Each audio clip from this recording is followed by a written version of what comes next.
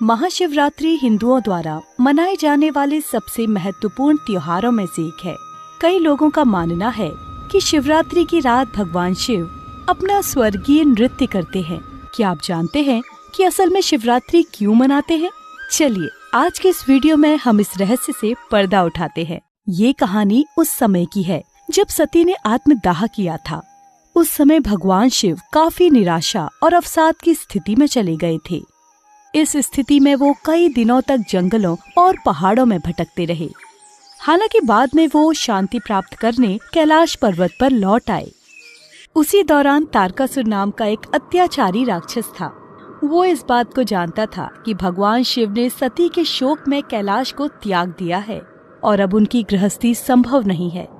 इस स्थिति का लाभ उठाते हुए राक्षस तारकासुर ब्रह्मांड के सर्वशक्तिमान निर्माता भगवान ब्रह्मा की तपस्या करने लगा। जब भगवान ब्रह्मा प्रकट हुए तो उसने एक वरदान मांगा कि उसकी मृत्यु केवल भगवान शिव के पुत्र द्वारा ही हो सके। भगवान ब्रह्मा ने राक्षस तारकासुर को वो वरदान दे दिया और वहाँ से चले गए। अब तारकासुर को ये विश्वास हो गया था कि वो अमर है, इसलिए उसने अपनी शक्ति से विश्व को आतंकित करना शुरू कर दिया। उस समय राजा हिमवंत अपनी पत्नी मेनावती के साथ हिमालय में रहते थे। राजा हिमवंत की एक बेटी थी जिसका नाम पार्वती था। पार्वती को सती का अवतार कहा जाता है। पार्वती की बचपन से ही भगवान शिव के प्रति अगाध भक्ति थी। उनकी प्रार्थनाओं की आवाजें कैलाश पर्वत पर गूंज उठी, जिसे सुनकर भगवान शिव ने एक मुस्कान के साथ अपनी आंखें खोली। पार्वती की अपने स्वामी के प्रति भक्ति तीनों लोकों में प्रसिद्ध थी।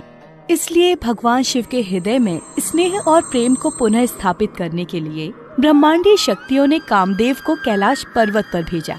इसके पीछे उनका ये विचार था कि भोले शंकर के हृदय पर प्रेम के तीर का प्रहार किया जाए। भगवान शिव उस समय ध्यान की अवस्था में थे, परंतु उन्होंने अपनी ओर आते हुए तीर को भांप लिया और क्रोध से उनका तीसरा नेत्र खुल गया, जिससे कामदेव वहीं भस्म हो गए।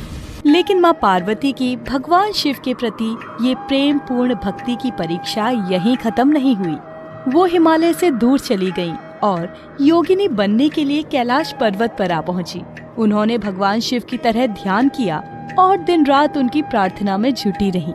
पार्वती की असीम भक्ति को देखकर भगवान शिव का ध्यान उनकी तरफ गया। उन्होंने पार्वती से मिलने के लिए एक साधु का भेष धारण किया। जब बाबा भोलेनाथ साधु के वेश में पार्वती के पास पहुँचे तो उन्होंने भगवान शिव के प्रति घृणा की बातें कही। उन्होंने कहा कि शिव वैसा नहीं है जैसा कि आप उसके बारे में सोचती हैं। पार्वती उस साधु से अपने स्वामी के प्रति ऐसी नकारात्मक बातें बोलने से मना करने लगी और उसे वहीं चुप करा देती हैं। पार्वती की इस भक्ति और उनकी प्रार्थनाओं को देखकर वेशधारी शंकर काफी प्रसन्न हुए। इसके बाद भगवान शिव ने देवी पार्वती को अपनी पत्नी के रूप में स्वीकार किया और कुछ पंक्तियाँ सुनाई। मैं समुद्र हूँ और तुम लहर हो, तुम प्रकृति हो और मैं पुरुष हूँ। वो रात भगवान शिव और देवी पार्वती के विवाह की रात थी। वो रात जहाँ सभी शिवगण आनंदित होकर भगवान शिव के धाम पर नृत्य करते हैं। बाद में उसी रात को महाशिवरात्रि के रूप से जाना जाने लगा। इसके बाद देवी पार्वती कैलाश पर्वत पर रहने लगी और उनके बड़े पुत्र के रूप में कार्तिकेय ने जन्म लिया, जिन्होंने बाद में एक युद्ध के दौरान तारकासुर को मार डाला। भगवान शिव और देवी पार्वती को अर्धनारीश्वर के नाम से जाना जाता है। साथ ही बता दें कि देवी पार्वती को भैरव को शांत करने वाली शक्ति के रूप में भी जाना जाता है। दुनिया भर में लोग शिवरात्रि के दिन उपवास रखते हैं और सर्वशक्तिमान शंकर की प्रार्थना करने के लिए पूरी रात जागते रहते हैं।